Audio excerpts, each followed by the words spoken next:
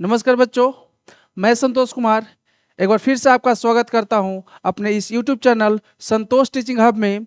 और बच्चों, आज के सेशन में हम लोग जो है क्लास 9th का जो चैप्टर नंबर 3 था सिविक्स का इलेक्टोरल पॉलिटिक्स, उसी को आगे बढ़ाएंगे। और आज के सेशन में हम लोग क्या करेंगे, आज के सेशन में हम लोग जो है इलेक्शन कैंपेन के बारे में पढ़ेंगे, है ना। तो चलिए आज का सेशन स्टार्ट करते हैं। इलेक्शन कैंपेन, है ना। The main purpose of election is to give people a chance to choose the representative the government and the policies they prefer. देखिए, बोला जा रहा है कि ये इलेक्शन का मेन पर्पस क्या होता है। तो बोला जा रहा है कि इलेक्शन का मेन पर्पस है कि लोगों को क्या देना, पीपल को क्या देना, चांस देना। किस बात का चांस की बात कर रहा है बाबू? तो बोला जा रहा है कि चुनने का चांस देना, है ना। क्या चुनेंगे? अपना रिप्रेजेंटेटिव चुनेंगे। क्या चुनेंगे? अपना रिप्रेजेंटेटिव चुनेंगे। तो रिप्रेजेंटेटिव चुनने के लिए जो है लोगों को जो चांस दिया जाता है उसी को क्या बोला जा रहा है कि इलेक्शन का क्या है, हमारा मेन पर्पस है। The government and policy they prefer. जिस भी पॉलिसी को जो गवर्नमेंट होती है, जो पॉलिटिकल पार्टीज होती है, जिस पॉलिसी को वो प्रीफर करते हैं, जिस पॉलिसी को वो अपनाना चाहते हैं, उसी पॉलिसी के ऊपर जो है बोला जा रहा है लोगों को क्या होना चाहिए, चांस मिलना चाहिए कि अपने रिप्रेजेंटेटिव को वो चुने।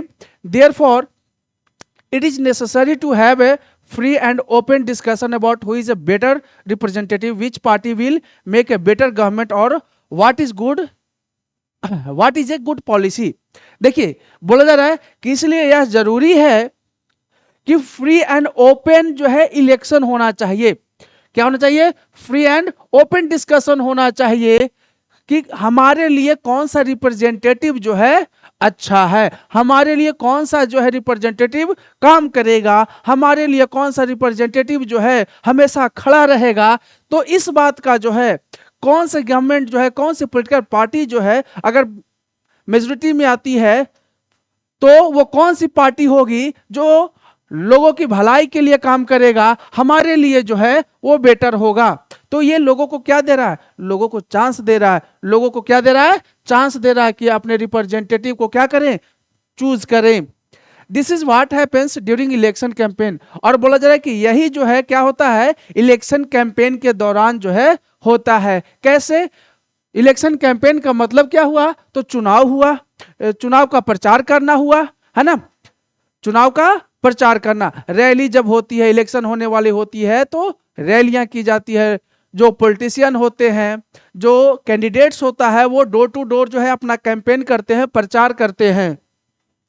इन our country such campaign take place for a 2 week period between the announcement of the final list of candidates and the date of polling. देखिए, बोला जा रहा है कि अपने देश में क्या होता है, अपने देश में क्या है कि कैंपेन कब किया जाता है, प्रचार जो है कब किया जाता है, तो जब इलेक्शन का डेट अनाउंस होता है ना।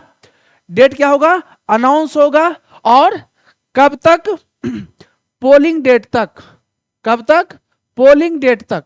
पोलिंग डेट का मतलब क्या है कि इलेक्शन कमीशन जो है क्या करती है, इलेक्शन कमीशन इलेक्शन के बारे में अनाउंस करती है कि किस डेट को जो है इलेक्शन किया जाएगा या होगा, पोलिंग कब होगा। तो अनाउंसमेंट से लेकर, डेट का अनाउंसमेंट से लेकर पोलिंग, पोलिंग मतलब जिस दिन वोटिंग होती है उस दिन तक के दौरान ही जो है 2 weeks पहले ही जो है ये जो है आपका इलेक्शन कैंपेन किया जाता है। During this period the candidates contact their voters. बोला जा रहा है कि इलेक्शन कैंपेन के दौरान क्या करते हैं, कैंडिडेट जो है किसको कांटेक्ट करता है, किसके बीच में जाता है? तो वो जाता है किसके बीच में?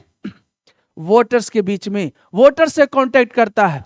जो कैंडिडेट होगा, जो चुनाव लड़ने वाला होगा, जो चुनाव लड़ेगा, इस दौरान इलेक्शन कैंपेन के दौरान क्या करेगा, इस दौरान जो है वो वोटर्स से कांटेक्ट करेगा। पॉलिटिकल लीडर्स क्या करेंगे, वो एड्रेस करेंगे इलेक्शन मीटिंग्स को, मतलब रैलियां वगैरह करते हैं, मीटिंग्स वगैरह करते हैं, लोगों से मिलने का काम करते हैं, अपने सपोर्टर्स को मोबिलाइज करने की कोशिश करते हैं। This is also the period when newspaper and television news are full of elections related stories. और ये ऐसा समय होता है कि टेलीविजन पे, मतलब टीवी पे, रेडियो पे, पेपर्स में, है ना, न्यूज़पेपर्स की बात हो रही है कि न्यूज़पेपर्स में हर जगह जो है इलेक्शंस के बारे में कहानियां जो है चलते रहेगी, डिबेट्स आपके होते रहेंगे। But election campaign is not limited to this 2 weeks only, बोला जा रहा है लेकिन ये इलेक्शन कैंपेन जो है सिर्फ 2 वीक्स तक लिमिटेड नहीं है। Political parties start preparing for elections month before they actually take place. देखिए बोला जा रहा है कि पॉलिटिकल पार्टीज क्या करती है, हमने क्या बोला कि इलेक्शन कैंपेन जो है डेट अनाउंस होने से पोलिंग डेट तक जो है कैंपेनिंग की जाती है, लेकिन पॉलिटिकल पार्टीज क्या करती है, पॉलिटिकल पार्टीज जो है इलेक्शंस के, है ना, इलेक्शंस के 1 मंथ पहले ही जो है अपना कैंपेनिंग स्टार्ट कर देती है।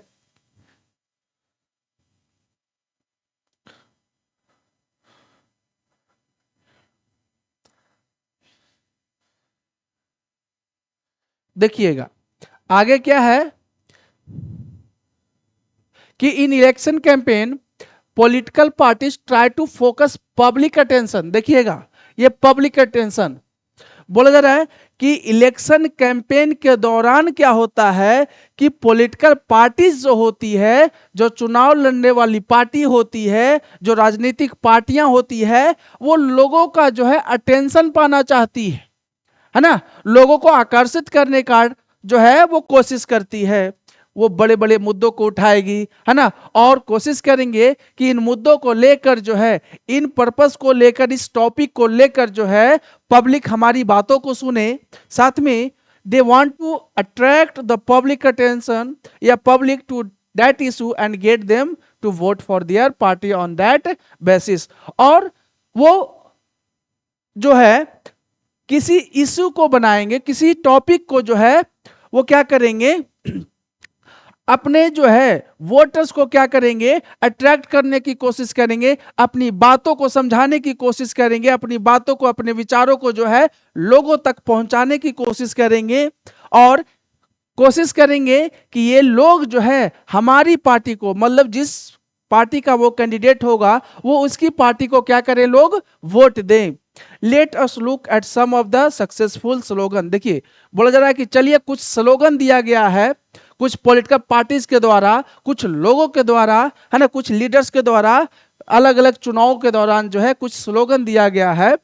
उस कुछ स्लोगन्स को हम लोग देखते हैं। पहला है क्या, the Congress party led by Indira Gandhi gave the slogan of गरीबी हटाओ। देखिए बोला जा रहा है कि कांग्रेस पार्टी जो है, कांग्रेस पार्टी की एक लीडर थी क्या, ये हमारी पीएम भी रह चुकी हैं, कौन, इंदिरा गांधी। इंदिरा गांधी ने एक स्लोगन दिया था, क्या स्लोगन दिया, गरीबी हटाओ, है ना, रिमूव पॉवर्टी का स्लोगन दिया था। कब दिया था, 1975 को दिया था, 1975 में, है ना।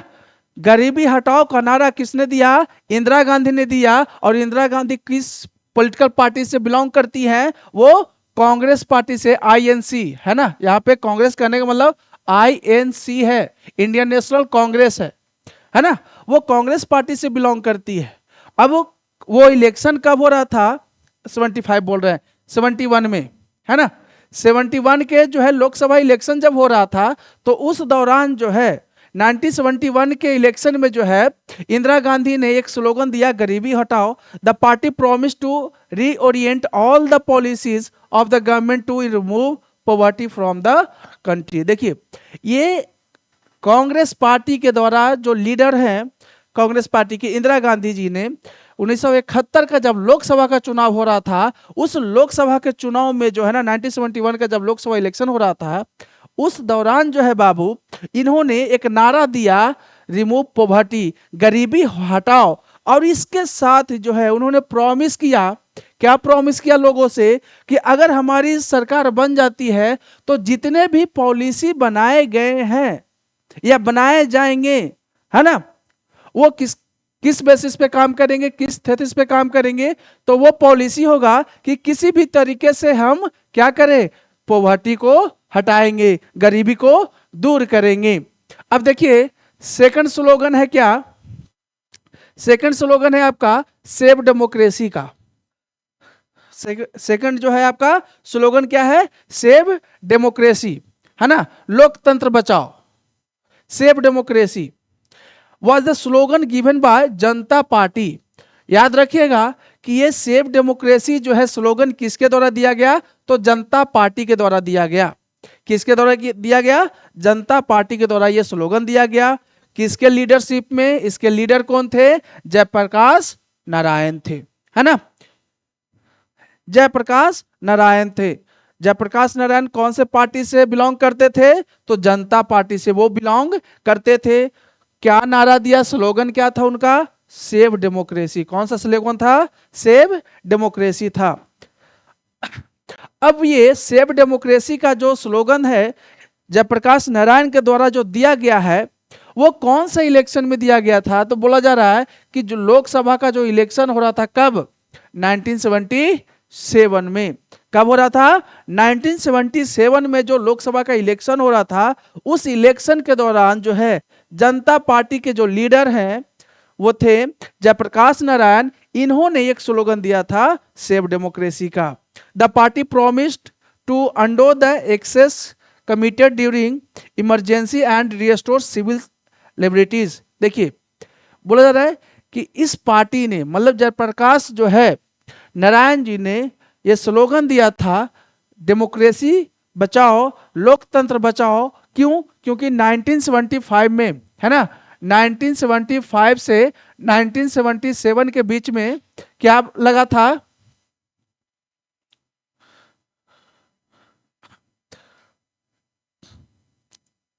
देखिएगा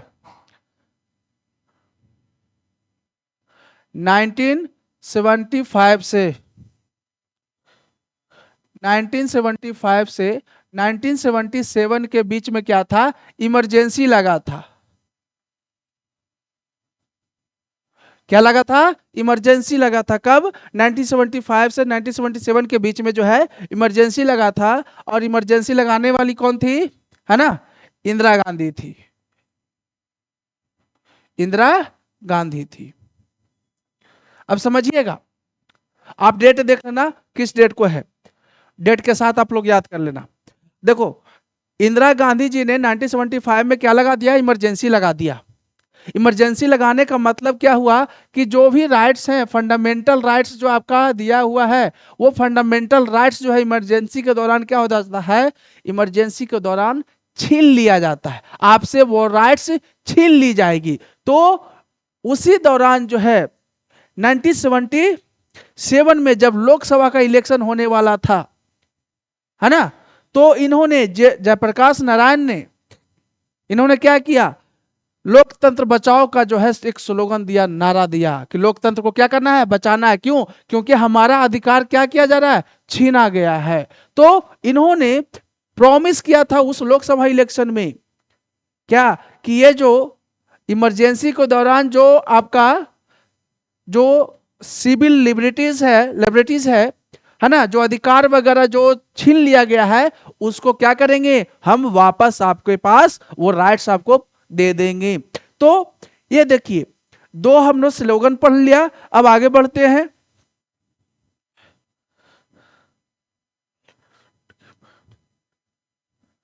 the Left Front use the slogan of land to the tillers, है ना, in the West Bengal assembly elections held in 1977। अब देखिए अभी आपने पढ़ा कि 1977 में भी लोकसभा का इलेक्शन हुआ, है ना, लोकसभा का इलेक्शन हुआ। अब बोला जा रहा है कि 1977 में और कहां पे इलेक्शन हुआ था, कौन सा इलेक्शन हुआ, वो हुआ था स्टेट असेंबली का। किसका, स्टेट असेंबली का, है ना, ये लोकसभा का था, ये विधानसभा का चुनाव हुआ। तो 1977 में जो स्टेट जो है असेंबली का इलेक्शन हुआ, उसमें जो है स्लोगन दिया गया था, एक लीडर थे टीडीपी पार्टी, नहीं लेफ्ट फ्रंट, यहां हम लोग है ना, देखिए ये जो है स्लोगन दिया गया था land to the tillers in the West Bengal assembly election held 1977। देखिए बोला जा रहा है कि ये जो 1977 में जो इलेक्शन हो रहा था, कहाँ, वेस्ट बंगाल। वेस्ट बंगाल कहने का मतलब स्टेट असेंबली की हो रही है। बंगाल में जब बंगाल विधानसभा का जब चुनाव हो रहा था 1977 में, तो उस दौरान जो है लेफ्ट फ्रंट मतलब लेफ्ट जो पार्टियां हैं, जैसे सीपीआई है ना, सीपीएम, सीपीआईएम है ना, ये लेफ्ट पार्टियां हैं, है ना। लाल सलाम वाली पार्टी, इनका नारा होता लाल सलाम, है ना। तो इन्होंने एक स्लोगन दिया था, लैंड टू द टीलर्स, मतलब वो जो जमीन है, जमीन किसकी होनी चाहिए, जो जुताई करते हैं, जो टीलिंग का काम करते हैं, जमीन उनका होना चाहिए, जमीन का अधिकार वो टीलर का होना चाहिए, जो जमीन का जुताई करने वाले हैं। तो ये स्लोगन दिया गया था 1977 में वेस्ट बंगाल का असेंबली इलेक्शंस में। किस पार्टी के द्वारा, तो लेफ्ट फ्रंट के द्वारा, जो लेफ्ट पार्टियां हैं। आगे आप क्लास 10th में पढ़ोगे पॉलिटिकल पार्टी, उसमें लेफ्ट पार्टी के बारे में पढ़ाया जाएगा। अब आपका नेक्स्ट स्लोगन है protect the self respect of the Telugu. बोला जा रहा है कि तेलुगु का, है ना, जो तेलुगु का जो सेल्फ रिस्पेक्ट है उसको बचाने की बात की जा रही है। और ये स्लोगन जो है protect the self respect of Telugu, ये स्लोगन किसके द्वारा यूज किया गया था, ये किया गया था एनटी रामाराव के द्वारा। याद रखिएगा, protect the self respect of the Telugus का स्लोगन जो है किसने दिया, एनटी रामाराव ने दिया। ये एनटी रामाराव जो है किस पार्टी से बिलोंग करते थे, ये इनका पार्टी का नाम था तेलुगु देशम पार्टी, जिसको शॉर्ट में बोलते हैं टीडीपी। क्या बोलते हैं, टीडीपी, तेलुगु देशम पार्टी। ये कहां की पार्टी है, आंध्र प्रदेश की पार्टी है। तो बोला जा रहा है कि ये जो एनटी रामाराव है, जो तेलुगु देशम पार्टी के जो लीडर हैं बाबू, इन्होंने क्या किया, इन्होंने जो है आपका एक स्लोगन दिया, एक नारा दिया कि protect the self respect of the Telugu, कि तेलुगु के लोगों को जो है वो रिस्पेक्ट क्या करना होगा, बचाना होगा। और ये कब दिए थे, तो आंध्र प्रदेश का असेंबली इलेक्शन था, आंध्र प्रदेश का जो विधानसभा का जो चुनाव हो रहा था, कब, 1983 में, तब ये स्लोगन दिया गया था। अब सिंपल सी बात है कि ये स्लोगन देने का मतलब क्या हुआ भाई, तो स्लोगन इसीलिए दिया जा रहा है कि लोग जो है इनकी स्लोगन से, इनके नारे से, इनकी बातों से, है ना, अट्रैक्ट हो पाए, इनकी बातों को समझे, और इनके तरफ जो लोग हैं, जो सिटीजन्स है, जो वोटर्स है, वोटर्स इनके पक्ष में क्या करें, वोट दे, है ना। स्लोगन देने का मतलब यही है। ये तो वादे जो किए जाते हैं, है ना, तो वो सारे स्लोगन्स किस लिए दिया जा रहा है, ये सारे स्लोगन्स जो है अपने पार्टी को जो है फायदे पहुंचाने के लिए, कि वोटर्स जो है क्या करेंगे, इन पार्टियों को जो है वोट देंगे। In a democracy it is the best to leave political parties and candidates free to conduct their election. देखिए बोला जा रहा है कि लोकतंत्र में क्या है, ये सबसे अच्छा तरीका है कि पॉलिटिकल पार्टीज को और कैंडिडेट्स को, है ना, कैंडिडेट्स को और पॉलिटिकल पार्टीज को है क्या करना चाहिए, फ्री छोड़ देना चाहिए इलेक्शंस लड़ने के लिए, कैंपेन करने के लिए, जिस तरीके से वो चाहते हैं।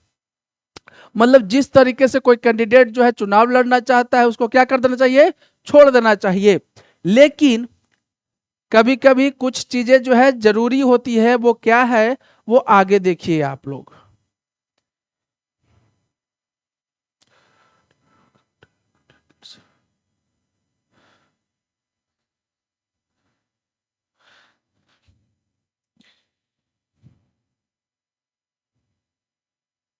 देखिए कभी कभी क्या होता है कि कुछ चीजें जो है ना, पहली बात बोला गया कि कुछ पॉलिटिकल पार्टीज को और कैंडिडेट्स को जो है इलेक्शन कैंपेन के दौरान छोड़ देनी चाहिए, छूट दे देनी चाहिए, फ्री कर देना चाहिए, कि जिस तरीके से वो चुनाव लड़ते हैं उनको लड़ने देना चाहिए। लेकिन अब आगे क्या बोला जा रहा है, campaigns to ensure that every political parties या party and candidate gets a free and fair and equal chance to compete। देखिए सभी पॉलिटिकल पार्टी को जो है ना चांस मिलना चाहिए, है ना, compete करने का चांस, एक दूसरे से जो है कंपटीशन करने का चांस सभी को मिलना चाहिए। According to our election law, है ना, नो पार्टी और कैंडिडेट कैन, देखिए इलेक्शन का कुछ नियम है ना, तो उस नियमों के अनुसार जो है कुछ लॉज हैं, कुछ कानून बनाया गया है, उस लॉज के अनुसार बोला जा रहा है कि कैंडिडेट जो है क्या नहीं कर सकता है, कैंडिडेट को क्या नहीं करना चाहिए। तो पहला है कि ब्राइब और थ्रेटन वोटर्स, सबसे पहला बात कि कोई भी जो है पॉलिटिकल पार्टी या कैंडिडेट जो होगा अपने वोटर्स को डरा नहीं सकता है, घूस नहीं दे सकता है। आप जो है नॉर्मली जो है सुनते होंगे न्यूज़ में कि ये नेताजी जो है चुनाव प्रचार करते हुए क्या किए हैं, 500 रुपया बांटते हुए उनका वीडियो वायरल हो गया है। कॉमनली है, हम अपने देशों में अपने जो है इलेक्शंस में आपको ये देखने को मिल जाएगा। तो कोई भी कैंडिडेट जो है ब्राइब या घूस जो है, घूस देकर जो है वोट, पैसे देकर जो है वोट नहीं खरीद सकता। साथ में किसी वोटर्स को वो डराना या धमकाना, है ना, किसी को धमका नहीं सकता है। सेकंड है appeal to them in the name of caste और रिलीजन, और कोई भी कैंडिडेट जाति के नाम पे, धर्म के नाम पे, है ना, रिलीजन के नाम पे, कास्ट के नाम पे जो है वोट नहीं मांग सकता। थर्ड है आपका use government resources for election campaign. देखिए ये जो वर्ड है आगे भी मिलेगा, ये बोला जा रहा है कि गवर्नमेंट रिसोर्सेज का जो है ना वो उपयोग यूज नहीं कर सकता। गवर्नमेंट रिसोर्स में क्या है कि मान लिया जाए कोई मंत्री जी है ना, मंत्री जी हैं, और फिर से जो है पहले वाले जो इलेक्शन में था, जैसे 2020 में इलेक्शन हुआ है ना, तो यहां पे कोई जो है मिनिस्टर बने हुए हैं। अब 2025 आ गया, तो 2025 का जब इलेक्शन आ गया, इलेक्शन हो रहा है, तो वो मिनिस्टर जो है गवर्नमेंट का रिसोर्स नहीं जो है यूज कर सकता है, पैसा या जो है कोई रिसोर्स किसी भी तरह का यूज नहीं कर सकता। जैसे मंत्री साहब को क्या मिला है, व्हीकल्स मिला है ना, गाड़ियां वगैरह, तो वो यूज नहीं कर सकता है। वो ऐसा नहीं कि चलो भाई हम जो है क्या है मंत्री जी थे तो क्या करेंगे कि हम जो है सरकार के पैसे से पेट्रोल भराएंगे और उसी पेट्रोल से जो है हम क्या करेंगे, कैंपेनिंग कर लेंगे, चुनाव लड़ेंगे, पूरा चुनाव। तो वही बातें बोली जा रही है कि गवर्नमेंट का वो पार्टिकुलर जो है कैंडिडेट का रिसोर्स होना चाहिए, है ना, गवर्नमेंट का रिसोर्स नहीं, सरकारी पैसा नहीं होना चाहिए वो। तो गवर्नमेंट रिसोर्स को वो यूज नहीं कर सकता है, किस लिए, तो भाई इलेक्शन कैंपेन करने के लिए गवर्नमेंट का रिसोर्स नहीं यूज करेगा। आगे है बाबू, spend more than 25 lakhs in a constituency. ये जो है आप डाटा देख लीजिएगा, है ना, spend more than 25 lakh in a constituency for a Lok Sabha election और 10 lakh in a constituency in an assembly election. अगर लोकसभा का कोई कैंडिडेट, अगर कोई कैंडिडेट लोकसभा का चुनाव लड़ रहा है, तो उस लोकसभा के चुनाव में वो कैंडिडेट जो है उस कंस्टिट्यूएंसी में 25 लाख से ज्यादा खर्च नहीं कर सकता। समझिएगा, 25 लाख दिया हुआ है, लोकसभा का इलेक्शन के दौरान जो है कोई कैंडिडेट जो है 25 लाख से ज्यादा खर्च नहीं कर सकता। और अगर स्टेट असेंबली का इलेक्शन हो रहा है ना, असेंबली इलेक्शन है, वर्ड को मार्क कीजिएगा, अगर असेंबली इलेक्शन है बाबू, विधानसभा का इलेक्शन है ना, तो असेंबली इलेक्शन में कोई कैंडिडेट जो है किसी कंस्टिट्यूएंसी में 10 लाख से ज्यादा खर्च नहीं कर सकता है।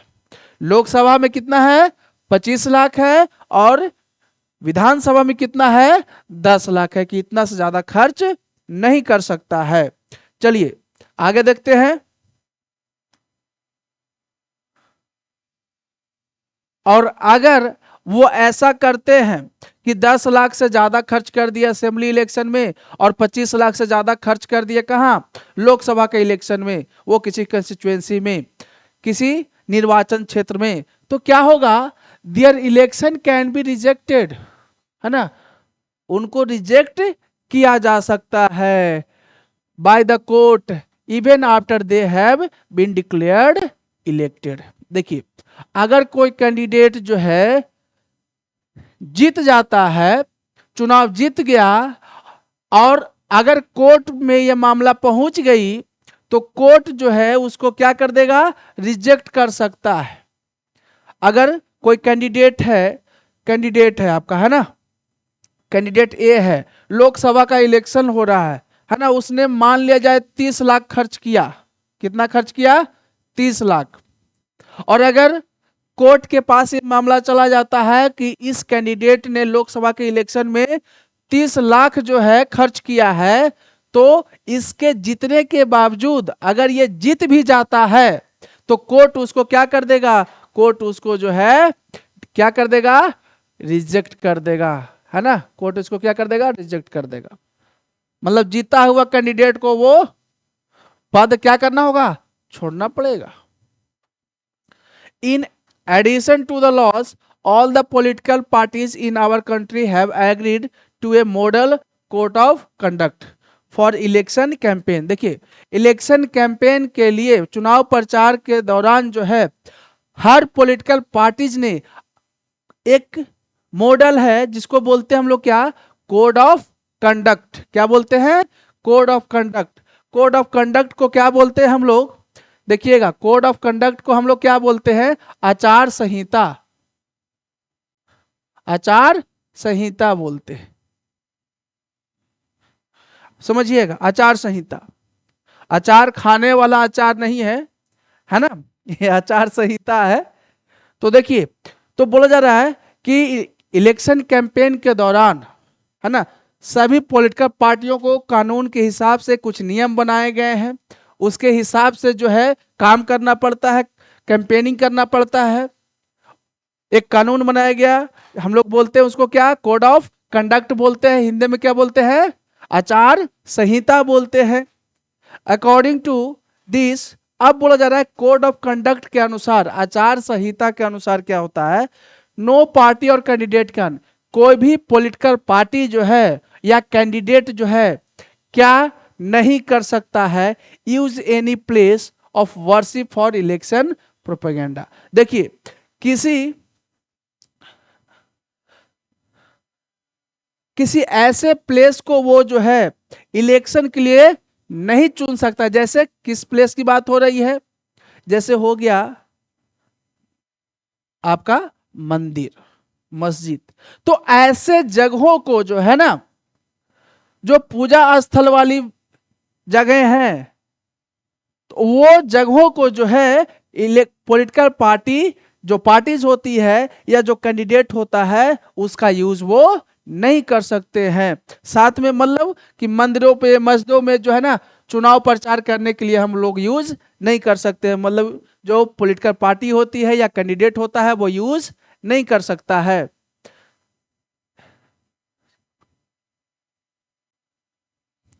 देखिए, साथ में बोला गया क्या, अगला है यूज गवर्नमेंट व्हीकल्स, है ना, सरकारी गाड़ियों का यूज नहीं कर सकता। हमने बोला था अभी मंत्री जी का नाम देकर, एग्जाम्पल देकर, किस मंत्री जी जो है व्हीकल्स का, गवर्नमेंट व्हीकल्स का जो है, जो सरकारी गाड़ी मिला था उस व्हीकल का यूज वो नहीं कर सकते हैं। तो गवर्नमेंट व्हीकल्स का यूज नहीं कर सकते हैं। एयरक्राफ्ट्स का जो है, हवाई जहाज का जो है, वो गवर्नमेंट के पैसे ऊपर जो है वो नहीं जो है जा सकते हैं। एंड ऑफिशियल्स फॉर इलेक्शंस, है ना, once elections are announced, minister shall not lay foundation stones of any project, take any big policy decision or make any promise of providing public facilities। देखिए, बोला जा रहा है, लास्ट जो point है समझिएगा, बोला जा रहा है कि अगर चुनाव का जो है अनाउंसमेंट हो गया, इलेक्शंस का डेट का क्या कर दिया, इलेक्शन कमीशन ने अनाउंस कर दिया, तो वो अगर कोई मंत्री वगैरह भी है तो मंत्री जी जो है कोई किसी का फाउंडेशन, स्टोन्स का फाउंडेशन वो नहीं कर सकते। किसी चीज का सुनते हैं ना कि सड़क बनाने के लिए मंत्री जी ने क्या कर दिया, काम स्टार्ट कर दिया है। कब चुनाव आरंभ हो गया तब, चुनाव का डेट आ गया तब। मतलब कोई बड़ा प्रोजेक्ट पे काम नहीं हो सकता, डिसीजन उस समय वो मिनिस्टर साहब नहीं ले सकते हैं। बड़े पॉलिसी पे डिसीजन नहीं ले सकते हैं, कोई भी बड़ा प्रॉमिस नहीं कर सकते हैं कि हम ये कर देंगे, अभी ये कर देंगे इलेक्शन होने से पहले, ऐसा वो नहीं कर सकते हैं। अब देखिए आपका नेक्स्ट टॉपिक है polling and counting of votes, है ना। नेक्स्ट टॉपिक है क्या, polling and counting of votes. समझिएगा, polling and counting of votes, the final stage of an election is the day when the voters cast और poll their vote. देखिए बोला जाए कि फाइनल स्टेज क्या है इलेक्शन का, कि जब वोटर्स क्या करते हैं, फाइनल डे होता है जब वोटर्स अपना वोट कास्ट करते हैं, देते हैं या पोल करते हैं। That day is usually called the election day. जिस दिन वोटर्स जो है वोट देते हैं, मतलब जिस दिन लोग जो है वोट देने जाते हैं, उस दिन को हम लोग क्या बोलते हैं, उस दिन को हम लोग इलेक्शन डे बोलते हैं। कौन सा डे बोलते हैं, इलेक्शन डे बोलते हैं बाबू, है ना। जिस दिन हम लोग क्या करते हैं, वोट देने जाते हैं, उस दिन को हम लोग इलेक्शन डे बोलते हैं। Election day, every person whose name is on the voters list can go to a nearby polling booth। देखिए बोला जा रहा है कि हर व्यक्ति, हर वह व्यक्ति जिसका नाम कौन से लिस्ट में है, वोटर लिस्ट में है, जिसका नाम क्या है, वोटर लिस्ट में है, हर वो व्यक्ति जिसका नाम जो है वोटर लिस्ट पे है, वो जो है पोलिंग बूथ पे जाके वो क्या कर सकता है, अपना वोट कास्ट कर सकता है, वो अपना वोट दे सकता है। अब पोलिंग बूथ क्या होता है भाई, समझिएगा।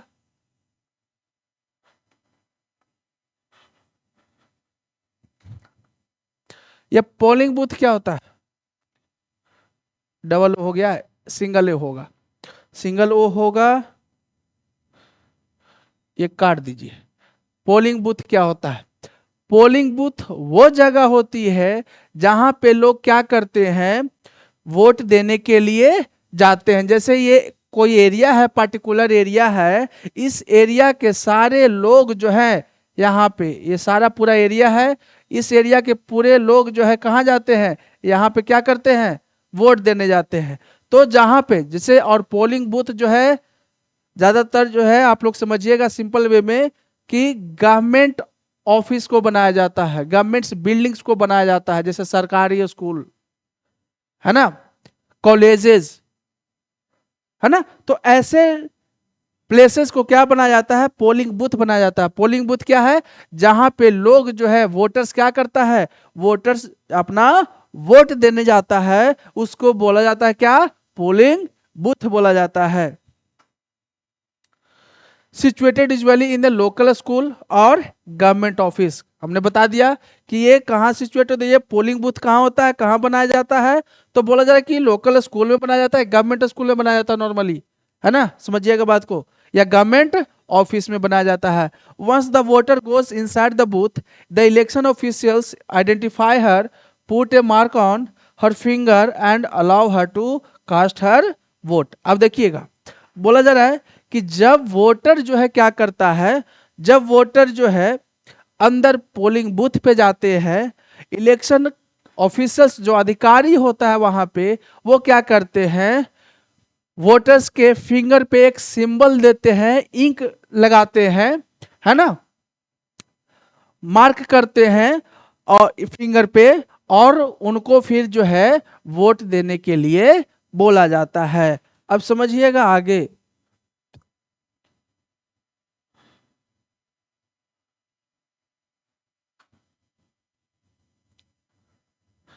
an agent of each candidate is allowed to sit inside the polling booth। देखिए बोला जाता है कि एक एजेंट होता है, क्या होता है, एक एजेंट होता है।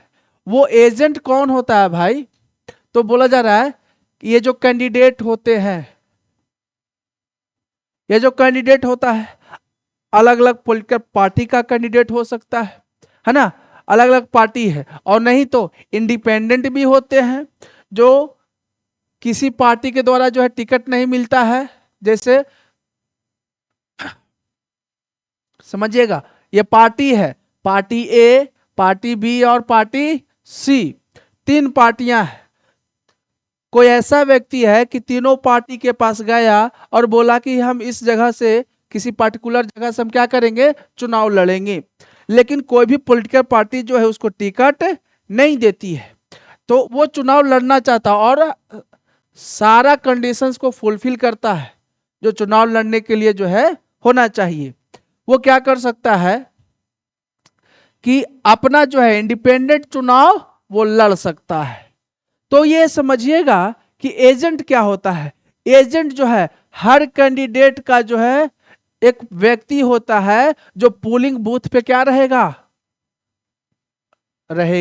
पोलिंग बूथ के अंदर रहेगा, जो जहां पे वोट पड़ती है, तो हर कैंडिडेट का एक व्यक्ति होगा जो क्या करेगा, इंश्योर करेगा that the voting takes place in a fair way. वो एजेंट जो होगा वो यह देखने के लिए होगा वहां पे खड़ा, इसलिए रहेगा, प्रेजेंट इसलिए रहेगा ताकि वो देख सके कि वोटिंग सही तरीके से, है ना, फेयर तरीके से हो रहा है कि नहीं हो रहा है। वो एजेंट जो है यही काम करता है।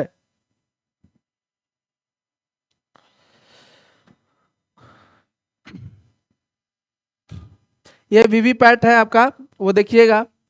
अब आपके सामने जो है देखिए, ये बॉक्स में आप देखिएगा,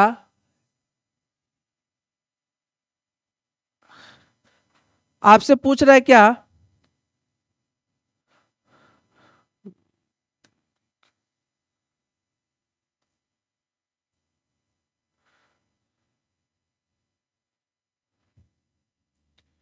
आपसे पूछ रहा है are the elections too expensive for our country. बोला जा रहा है कि क्या जो इलेक्शन होती है अपने कंट्री में वो काफी एक्सपेंसिव है, काफी महंगा है, खर्चीला है ना, क्या कुछ ज्यादा एक्सपेंसिव है। तो यहाँ पे देखते हैं a large amount of money is spent in conducting elections in India. देखिए बोला जा रहा है कि इलेक्शंस को कंडक्ट करवाने में जो है बहुत क्या खर्च होता है, पैसा खर्च होता है, पैसा लगता है। एग्जाम्पल के तौर पे दे रहा है क्या, the government spent about 3500 crore in conducting Lok Sabha election in 2014।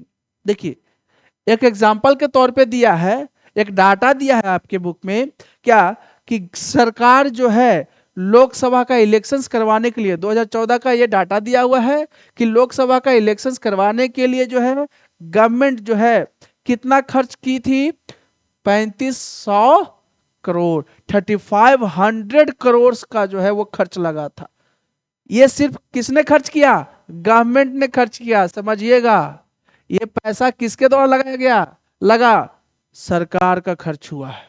अभी कैंडिडेट की बात नहीं की गई है, अभी पॉलिटिकल पार्टी की बात नहीं की गई है कि कोई किसी पार्टी ने कितना खर्च किया, ये सिर्फ सरकार का पैसा खर्च हुआ है इतना। 2014 का जो है डाटा दिया हुआ है, 2014 का डाटा है कि 3500 करोड़ जो है आपका खर्च हुआ है। That works out to about ₹40 per person on the voter list. बोला जा रहा है कि ये जो 3500 करोड़ का डाटा दिया हुआ है, लगभग पर व्यक्ति हर एक पर्सन के ऊपर कितना खर्च हुआ है, तो 40 रुपया खर्च हुआ है वोटर लिस्ट पे। The amount spend by parties and candidates were more than what the government spent. वही बात बोली जा रही है कि पॉलिटिकल पार्टी और कैंडिडेट जो है इससे ज्यादा खर्च किया है, ये तो सरकार का पैसा खर्च हुआ है। पॉलिटिकल पार्टी क्या करती है, अपना पैसा अलग खर्च करती है, वो तो सरकार का है। रफली speaking the expenditure made by government parties and candidate was around 30,000 crore और 500 रुपीज पर वोटर। देखिए बोला कि रफली जो है अनुमानित जो डाटा है, बोला जा रहा है कि गवर्नमेंट के द्वारा, पार्टी के द्वारा या कैंडिडेट के द्वारा लगभग कितना खर्च हुआ था 2014 के इलेक्शन में, लोकसभा का इलेक्शन में 30,000 करोड़, है ना, 30,000 करोड़ जो है एक लोकसभा का इलेक्शन करने में जो है खर्च हो गया, है ना। तो क्या महंगा दिख रहा है आपको, महंगा है, बिल्कुल महंगा है। Some people say that elections are a burden of our country. बोला जा रहा है कि कुछ लोगों का मानना है कि इलेक्शंस क्या है, बर्डन है, हमारे लिए एक बोझ है, बहुत महंगा है, ये बहुत कॉस्टली होता है। That our poor country can not afford to hold elections one every 5 years। देखिए बोला जा रहा है कि ये इतना महंगा है कि प्रत्येक 5 साल पे जो है ये कंट्री अफोर्ड नहीं कर सकती है। Let us compare this expenditure with some other figures. देखिए बोला जा रहा है कि चलिए और भी कुछ एग्जांपल देखते हैं, कंपेयर करते हैं। In 2005 our government decided to buy 6 nuclear submarine from France. इस सबमरीन कॉस्ट अबाउट 3000 क्रोर्स। देखिए बोला जाए कि 2005 में अपनी गवर्नमेंट ने क्या किया कि गवर्नमेंट ने जो है सबमरीन, न्यूक्लियर सबमरीन जो है खरीदने का जो है डिसीजन लेती है, किससे? फ्रांस से। किससे? फ्रांस से। तो 6 न्यूक्लियर सबमरीन का कॉस्ट क्या है? बोला जा रहा है कि 3000 करोड़ है। दिल्ली में जो है एक कॉमनवेल्थ गेम्स हुआ था, है ना, दिल्ली में कॉमनवेल्थ गेम्स जो है होस्ट किया गया था, कब? 2010 में। और उस कॉमनवेल्थ गेम्स में जो है गवर्नमेंट ने कितना खर्च किया था? 20,000 करोड़। कितना? 20,000 करोड़ खर्च किया था।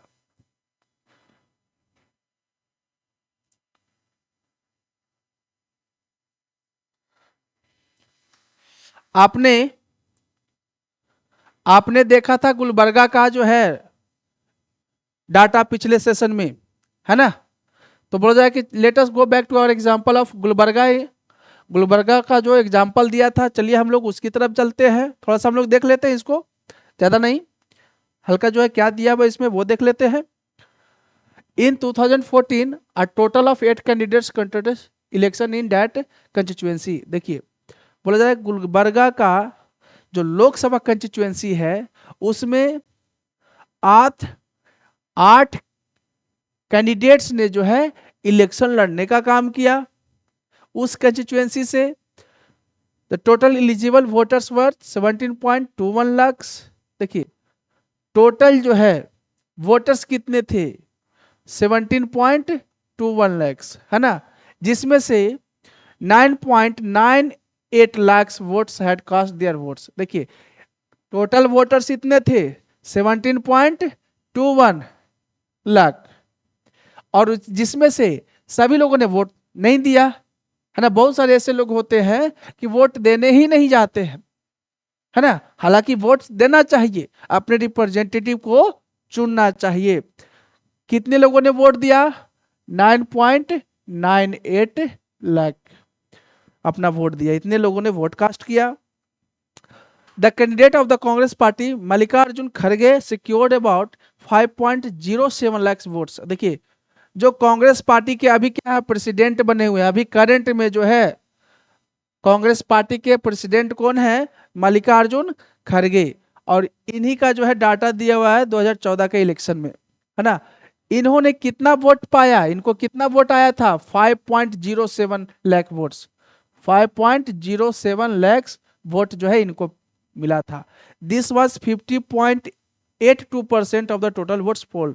और ये तो नंबर में है कि 5.07 लाख जो है वोट्स इनको मिला। परसेंटेज की बात करते हैं कि कितना परसेंट जो है मल्लिकार्जुन खड़गे साहब को मिला, तो वो मिला था 50.82।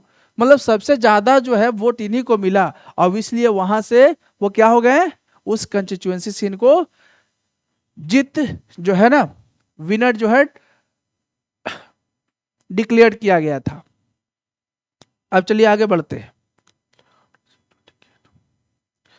देखिए earlier the voters used to indicate who they wanted to vote for by putting a stamp on the ballot paper. देखिए पहले जो चुनाव होता था वो किस पे होता था? बैलेट पेपर पे होता था। किस पे होता था? बैलेट पेपर पे होता था, है ना। पहले चुनाव जो है किस पे होता था? तो समझिएगा बाबू, बैलेट पेपर पे होता था, है ना। स्टैंप से क्या करते थे? मोहर समझते हैं ना, मोहर से जो है उस पार्टी के सामने, उस कैंडिडेट के सामने हम लोग मोहर लगाते थे, स्टैंप लगाते थे, वो होता था बैलेट पेपर, है ना। लेकिन आज के डेट में जो है ना, बैलेट पेपर के बारे में बोला जा रहा है, ये याद रखिएगा। A ballot paper is a sheet of paper on which the names of the contesting candidates along with party name and symbols are listed. देखिए बैलेट पेपर क्या होता था, तो बोला जाए कि बैलेट पेपर क्या है भाई, तो बोला जाए कि बैलेट पेपर एक तरह का क्या है, पेपर का सीट है ना, जिसपे क्या होता था, कैंडिडेट का क्या है, नाम होता था, और कैंडिडेट का नाम के साथ साथ पार्टी का भी नाम होता था, और कैंडिडेट का नाम, पार्टी का नाम, और साथ में क्या होता था, सिंबल होता था। क्या होता था, सिंबल होता था। चुनाव चिन्ह जो होता है वो सिंबल होता था उस बैलेट पेपर पे।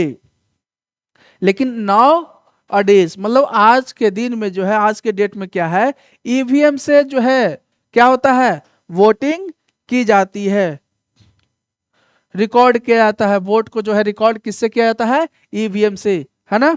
ईवीएम का फुल फॉर्म याद कर लीजिएगा, इलेक्ट्रॉनिक वोटिंग मशीन, है ना। ये जो है ईवीएम का क्या है, फुल फॉर्म है। The machine shows the names of the candidates and the party symbol। देखिए ईवीएम का मशीन क्या शो करता है भाई, तो बोला जा रहा है कि कैंडिडेट का नाम शो करता है। क्या शो करता है, कैंडिडेट का नाम शो करता है बाबू, ध्यान रखिए, कैंडिडेट का नाम शो करता है, और साथ में पार्टी का सिंबल भी शो करता है।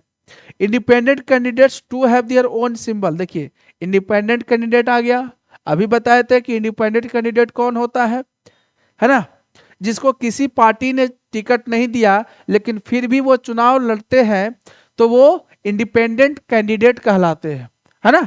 तो इंडिपेंडेंट कैंडिडेट के बारे में बोला जा रहा है कि उनका अपना सिंबल होता है, चुनाव चिन्ह उनका अपना होता है, अलग होता है, जो किसके द्वारा अलाउड किया जाता है, ये चुनाव चिन्ह जो है किसके द्वारा दिया जाता है हर कैंडिडेट को, इलेक्शन कमीशन के द्वारा। किसके द्वारा, इलेक्शन कमीशन के द्वारा जो है ये चुनाव चिन्ह अलाउड किया जाता है। All that the voters has to do is to press the button against the name of the candidate she wants to give her vote. देखिए वोटर्स को क्या करना होता है कि वो कैंडिडेट्स के नाम के आगे जो है जो बटन होता है उसको क्या करते हैं, प्रेस करते हैं।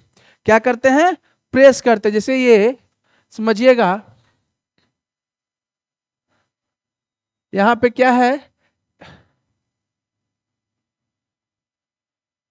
ना, ये देखिए यहां पे क्या है, यहाँ पे अलग अलग जो है कैंडिडेट का नाम है, यहाँ पे नेम रहेगा, सिंबल रहेगा, है ना, यहाँ पे ये बटन रहेगा, इस पे क्या करते हैं, प्रेस करना है।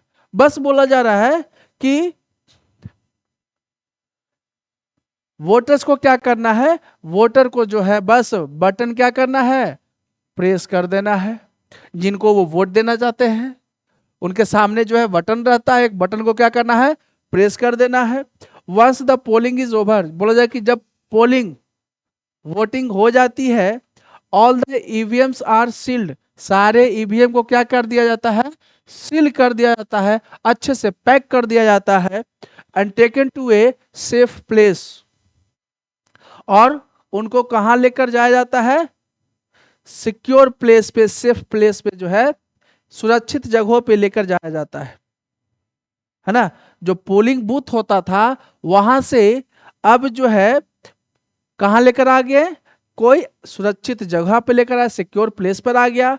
अ few days later on the fixed date all the EVMs from a constituency are opened and the votes secured by each candidate are counted. अब देखिए क्या बोला जा रहा है, किसी पार्टिकुलर दिन, किसी खास दिन जो इलेक्शन कमीशन ने जो डेट निर्धारित किया है, डिक्लेयर किया था कि इस डेट को जो है क्या होगा, काउंटिंग होगी, है ना, उस डेट को जो है सारे ईवीएम को क्या किया जाएगा, ओपन किया जाएगा, है ना। प्रत्येक कंस्टिट्यूएंसी का ईवीएम जो होगा वो सारे ईवीएम्स को क्या किए जाएंगे, ओपन किए जाएंगे, और वोट्स को क्या की जाएगी, गिनती की जाएगी, काउंटिंग की जाएगी। The agents of all candidates are present there to ensure that the counting is done properly। अब फिर भी यहाँ भी बोला जा रहा है एक एजेंट होगा, जहां पे काउंटिंग की जाती है वहां पे जो है एक एजेंट रहता है जो यह देखने का काम करता है कि काउंटिंग जो है सही ढंग से हो रहा है या नहीं हो रहा है। The candidate who secures the highest number of votes from a constituency is declared elected.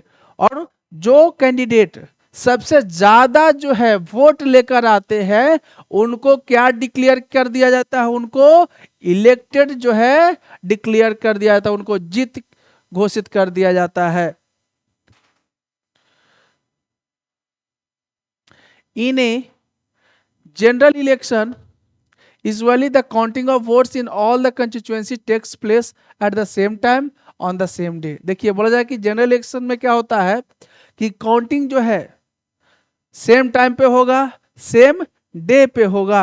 Television channels, radio and newspapers report this event. देखिए और जिस दिन काउंटिंग होती है उस दिन अपने चारों तरफ जो टीवी रहेगा, रेडियो रहेगा, जो न्यूज़पेपर देखने को मिलेगा, हर तरफ आपको क्या दिखेगा, चुनाव से रिलेटेड, है ना, चुनाव से रिलेटेड जो है प्रोग्राम्स जो है आप देखने को मिलेगा आपको। With in few hours of counting all the results are declared and it becomes clear as to who will form the next government। अब देखिए काउंटिंग के कुछ घंटे बाद ही जो है, जब काउंटिंग स्टार्ट होती है उसके कुछ घंटे बाद ही जो है यह क्लियर हो जाता है कि कौन जीत रहा है, और जो जीतने वाला होता है पार्टी वो आगे क्या बनाएगी, अगला जो है गवर्नमेंट का फॉर्मेशन करती है, अगला सरकार जो है वो बनाती है। देखिए अब आपके सामने जो है नेक्स्ट टॉपिक है what makes elections in India democratic, है ना प्रिय बच्चों। ये टॉपिक जो है हम लोग नेक्स्ट सेशन में करेंगे। और अगर आपको कहीं भी प्रॉब्लम हो रही है, समझने में परेशानी हो रही है, तो बिना झिझक का, बिना किसी डर का, है ना, आप वीडियो के कमेंट बॉक्स के अंदर जो है जाकर जो है अपना कमेंट जो है जरूर शेयर करें, अपना व्यूज़ जो है जरूर देने का कोशिश करें।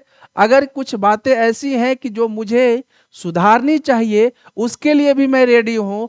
कुछ निगेटिव पॉइंट्स होती हैं, कुछ ऐसी चीज़ें होती हैं कि कोई अगर पर्सन जो है स्टार्टअप कर रहा है तो उसमें कुछ कमियां रहती है, मैं इस बात को मानता हूं और कोशिश करूंगा कि अगर जो है आपका फीडबैक आएगा तो उसको और उसमें सुधार करने की कोशिश करूंगा। और तब तक के लिए वीडियो कैसा लगा वो जरूर बताएंगे। Good night.